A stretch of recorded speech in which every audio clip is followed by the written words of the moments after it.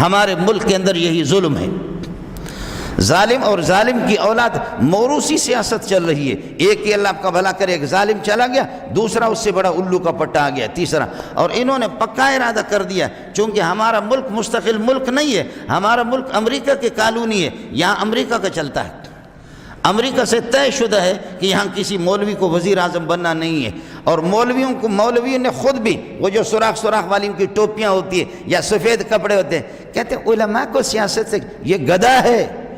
یہ دنیا کا بے شرم انسان ہے، یہ مولوی نہیں ہے جو کہتا ہے کہ مولوی کا سیاست سے کیا کم، مولوی حکومت کیوں چلائے، یہ مولوی نہیں، اللہ کے بندو مولوی نہیں ہے، اس لیے تم ملا خوار ہو گئے۔ محمد رسول اللہ عالم نہیں تھے، ابو بکر عالم نہیں تھے، عثمان عالم نہیں تھے، علی عالم نہیں تھے، معاویہ عالم نہیں تھے، حضرت حسن عالم نہیں تھے، اور حضرت حسین عالم نہیں تھے، اور حضرت اللہ آپ کا بھلا کر زین العابدین یہ عالم نہیں تھے، یہ پورے خلفاء 800 سال تک حکومت، خدا کی قسم کوئی الو کا پٹا نہیں تھا، علماء ہی علماء تھے۔ جب سے یہ جھوٹے پیر آ گئے، جب سے یہ بدبخت قسم کا ملا مولوی ہوتا بھی نہیں ہے،